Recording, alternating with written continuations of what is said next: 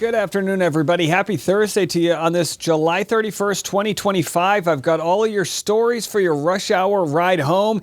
It is heating up in the Justin Baldoni versus Blake Lively world as she is being deposed as we speak. We thought she was delaying the deposition. She's there, and spoiler, so is Justin Baldoni. I'll get into that story. Plus, we've got some more coming from that trial as Perez Hilton is fighting back. I'll share what he has to say as Blake is clearly checking out his content, and then more on the Clayton Eckard Bachelor story as his scammer Laura Owens is set to go to trial. Well, we now know that there will be media that has been approved to be, I guess, recording or streaming from that trial. We'll get into that. And then at the back end of the episode, there's a real rift happening in MAGA regarding Donald Trump, and I'm going to share that schism with you as we discuss the Republican senator who's now teaming up with Democrats to try to ban stock trading. It's hilarious to see a bunch of rich people get really upset about this. Why don't you spend more time fighting for the American people and not your individual stocks, you insiders. All right, so we got all those stories and more starts right now on The Rush. Now, I'm going to cover the Blake stuff next. It's coming right away, but I found this story fascinating from the Today Show this morning.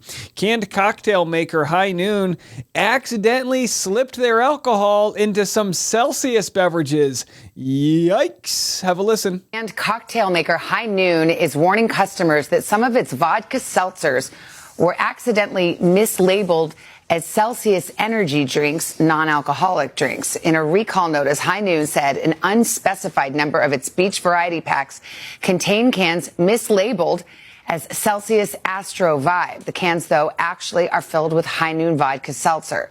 You know, there's some drunks out there that are like, I just lost 30 years sobriety because I thought I was drinking a Celsius. Now, seriously, will this open them up to some sort of lawsuit? I mean, imagine if you are sober and then you crack open what you think is just a non-alcoholic Celsius, and it's got vodka in it. I mean, I'd be pissed off. But by the way, I mean, does the fact that Celsius counts as a sober drink is insane. I'm looking at my fridge of Celsius right now. I am so addicted to these things. I don't know what's in there. It's delicious, and it makes my heart want to jump through my chest. I would not recommend it to anybody with a heart condition. I wouldn't. I don't know what's in there. I love it. I have it every afternoon. Please be a sponsor. I mean, it literally makes my skin itch. Either way, fascinating and dangerous story. Oopsies, someone's getting fired for that one. Well, I thought that Blake Lively was delaying her deposition. We reported it 2 days ago. That's what Daily Mail said. I guess you can't always believe Daily Mail, because coming out of this morning, Good Morning America was talking about Blake Lively's deposition. Here's what we're going to do. I'll play this clip and then I'll share the update from TMZ. Have a listen. Good morning, Rebecca. It has been a tumultuous year since Blake Lively and Justin Baldoni debuted their movie It Ends With Us last August. What happened in the following months garnered more headlines than the movie did. And today is a big day in the ongoing saga. It is Lively versus Baldoni as the actress is set to be deposed, testifying under oath. Now, she'll be grilled by attorneys for Baldoni, her Ends With Us co-star and the director of that film, who she is accusing of sexual harassment and retaliation. Baldoni has denied those allegations. Now, the deposition was originally scheduled for 2 weeks ago, but it was postponed. And we are told today a court reporter and videographer will be present, but the testimony may remain sealed under a protective order. This has been a long road for the actress since filing that suit in 2024. And Baldoni has fought back, filing a $400 million countersuit and a $250 million defamation lawsuit against the New York Times. Both of those, though, were dismissed earlier this year. Now, Lively will finally have her day in court next year because the trial date is set for March 9th. And guys, this is going to be really interesting because attorneys for both Lively and Baldoni say that they do plan to testify. Now, as you guys know, we said if you can get me to 100,000 subscribers that I would be at the trial in New York. You've far surpassed that. I think we're approaching 140,000 subscribers. Let's get to 150. Hit the subscribe button. But we will be there if it makes it that far, recording live and giving you all of the updates from the courthouse and whatnot. We're going to set up a makeshift New York City content studio. I'm going to strap some Starlink to my forehead, and we're going to make this thing happen.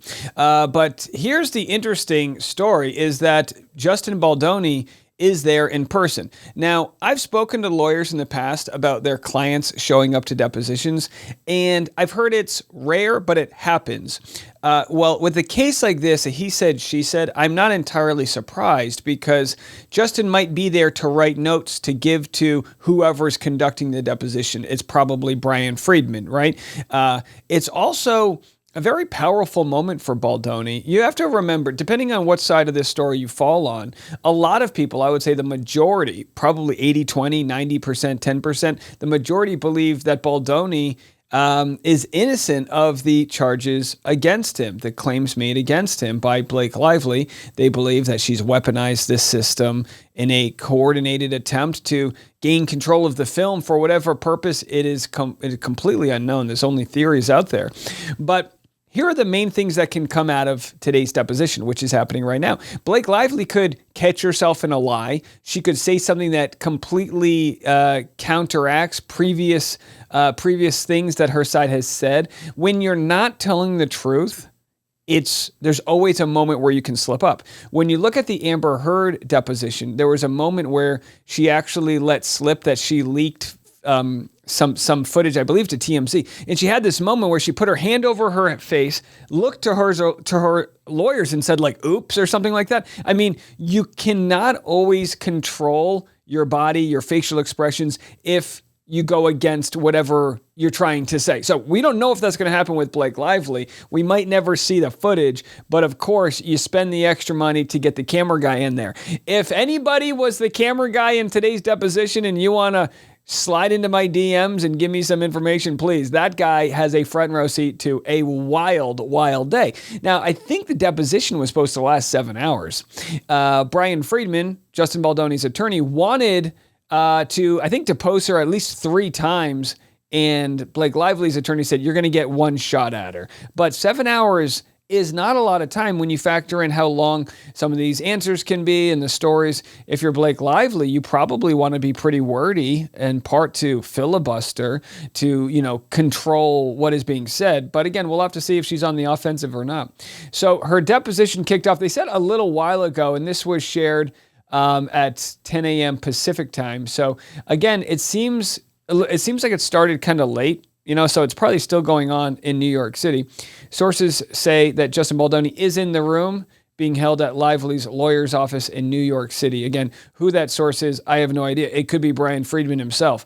This deposition has been a long time coming. Two sides recently battled over where to hold the legal interview. Of course, she ended up winning the location rights.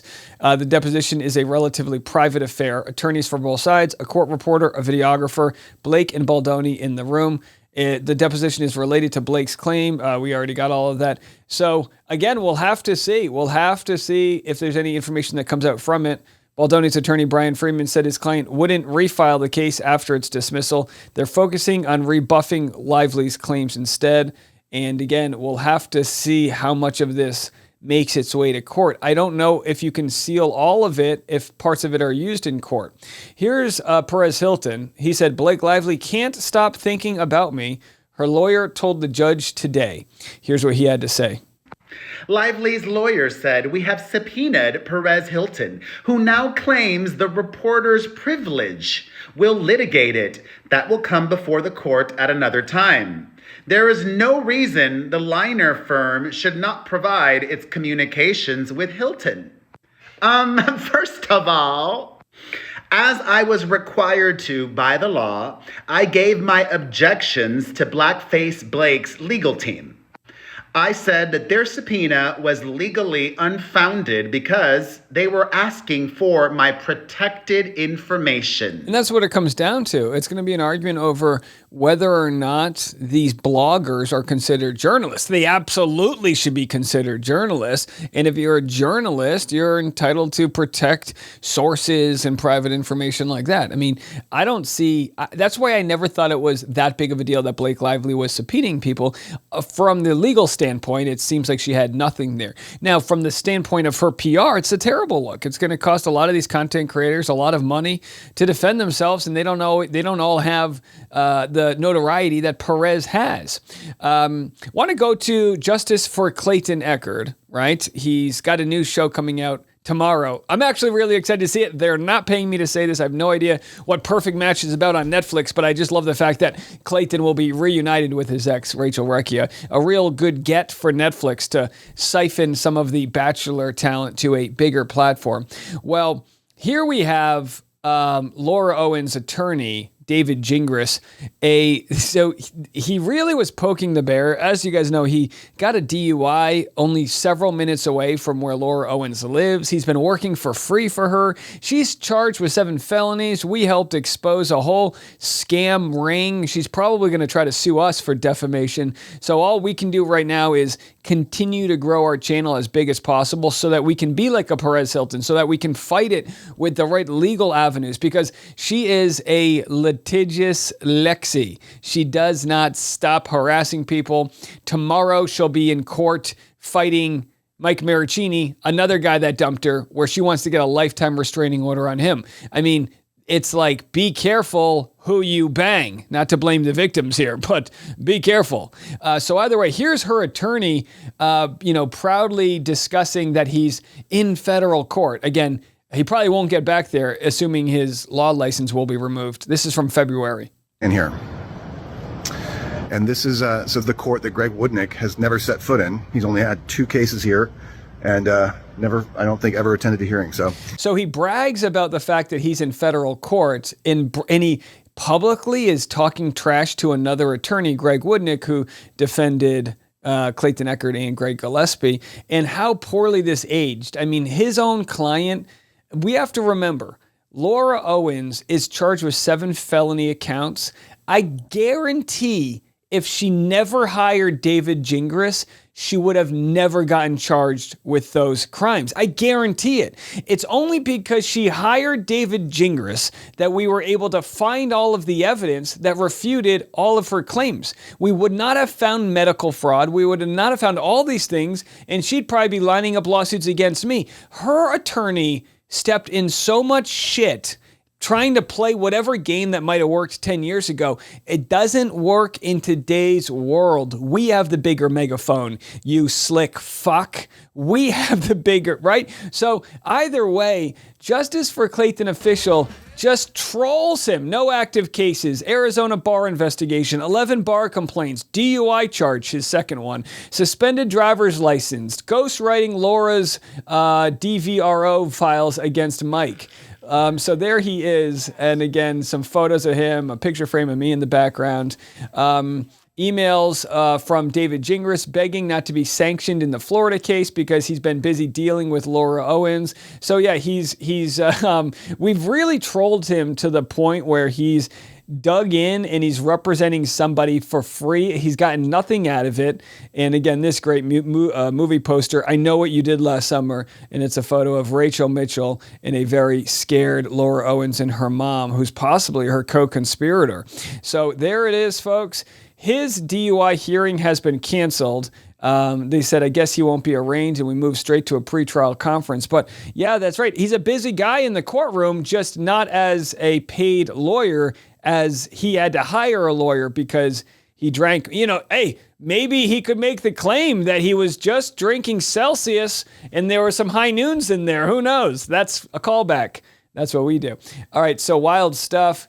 And here's a docket update. Again, shout out to all of our friends at Clayton's Justice on Twitter. Docket update and minute entry for the state of Arizona versus Laura Michelle Owens. The court received and granted the request for camera coverage from 12 News for the preliminary hearing set on October 11th. Thank you to 12 News and Bianca for their continued coverage of the case. I don't think that will be live streamed. If it is, we'll definitely be covering it. I'm not planning on being there in person, although we do have members of our community that will be there. So we will get, maybe we're going to get a phone call or a FaceTime, and we'll get information right after that hearing. We have to remember, I know we're covering a lot, Blake Lively, Candace Owens, a lot of different cases, but our sort of pièce de résistance, our Mona Lisa, is making sure people like Laura Michelle Owens no longer lie and punish men, all because they didn't want to date her.